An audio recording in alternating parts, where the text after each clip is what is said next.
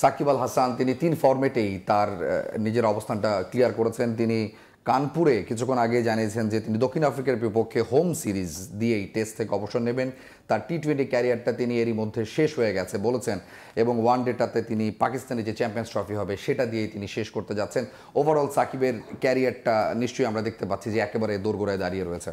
জি, অনন্ত, আপনি যেমনটা বলছিলেন যে সাকিব এই মুহূর্তে রয়েছে ভারতে এবং কানপুর টেস্ট কিন্তু আগামীকালকেই শুরু হবে। তার আগের যে প্রেস কনফারেন্স সেখানটায় সাকিব আল হাসান এসেছিলেন এবং সেখানটায় এসে কিন্তু তিনি জানিয়েছেন যে তিনি ইতোমধ্যেই টি-20তে শেষ ম্যাচটা খেলে ফেলেছেন বিশ্বকাপে, এবং টেস্টে অর্থাৎ আগামী মাসে যে দক্ষিণ আফ্রিকার সঙ্গে সিরিজ রয়েছে সেই সিরিজ দিয়ে কিন্তু তিনি টেস্টকেও বিদায় বলবেন। সেই সঙ্গে ওয়ানডে ক্রিকেটে তিনি 2025 সালের যে আইসিসি চ্যাম্পিয়ন্স ট্রফি রয়েছে সেখানটা দিয়ে সেখান থেকে কিন্তু তিনি বিদায় বলতে চান ওয়ানডে ক্রিকেটকে।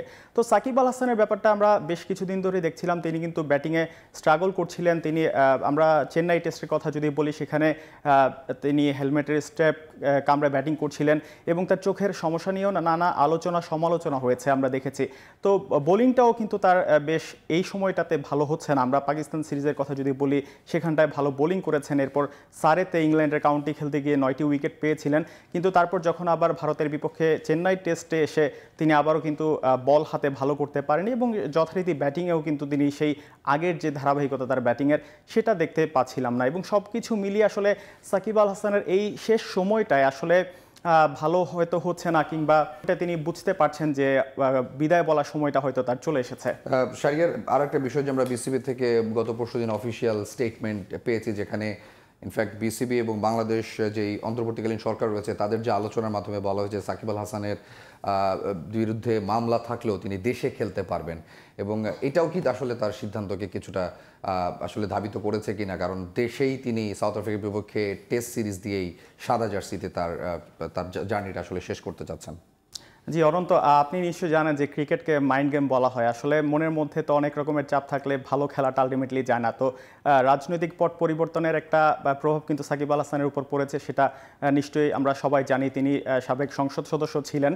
তো এই ব্যাপারটায় যেহেতু অনেক কনফিউশন ছিল তিনি আসলে দেশে কবে ফিরবেন, তো সব কিছু মিলিয়ে যেহেতু অন্তর্বর্তী সরকারের উপদেষ্টা থেকে একটা সবুজ সংকেত পাওয়া গিয়েছে যে কোনো রকমের যেন তার বিরুদ্ধে মিথ্যা মামলায় তাকে হয়রানি করা না হয় এবং তিনি যেন নির্ভয়ে দেশে আসতে পারেন, তো সব কিছু মিলিয়ে যেহেতু এই একটা নিশ্চয়তা তিনি পেয়েছেন, সেই জায়গা থেকে আসলে টেস্ট খেলতে তিনি আসবেন আশা করি, এবং এই ব্যাপারটা তার নিশ্চয়ই ভালো তার পারফরমেন্সের ক্ষেত্রে কোনো বাজে প্রভাব ফেলবে না। এবং একই সাথে শাহরিয়ার, আমার মনে হয় যে এটা খুব বড় দিক হলো বাংলাদেশের, আপনি যদি ক্রিকেটারদের ইতিহাসটা দেখেন যে খুব কম ক্রিকেটারই ঘোষণা দিয়ে অবসর নিয়েছেন। আমি যদি আমিনুল ইসলাম বুলবুল থেকে শুরু করে এখন পর্যন্ত দেখি যে মাশরাফি আসলে অফিসিয়ালি অবসর নেননি, এবং বাকি যাদেরকে আমরা দেখেছি, ইনফ্যাক্ট মাহমুদুল্লাহর টেস্ট থেকে অবসর নেওয়া নিয়েও প্রচুর ঘটনা হয়েছে।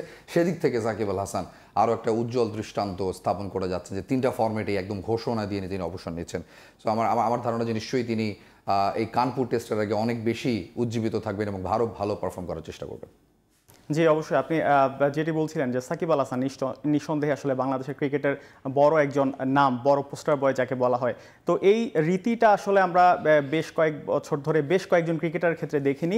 আপনি যেমনটা বলছিলেন যে আমিনুল ইসলাম বুলবুল থেকে মাশরাফি বিন মুর্তজা, তামিম ইকবাল খান যদিও তিনি অপশন নেননি, কিংবা মাহমুদুল্লাহ রিয়াদ টেস্ট থেকে যেভাবে অপশন নিয়েছেন, কিংবা মুশফিকুর রহিম সামাজিক যোগাযোগ মাধ্যমে স্ট্যাটাসের মাধ্যমে অবসর নিয়েছেন, সেই দিক থেকে বলা যায় যে সাকিব আল হাসান কিংবা অন্যান্য প্লেয়াররা আসলে ডিজার্ভ করে, মাঠ থেকেই তাদের আসলে বিদায় নেওয়াটা শোভনীয়। এবং শেষ পর্যন্ত যদি সাকিব আল হাসানের ক্ষেত্রে ব্যাপারটা এমন হয় তাহলে অবশ্যই ভালো কিছুই হবে বাংলাদেশ ক্রিকেটের জন্য।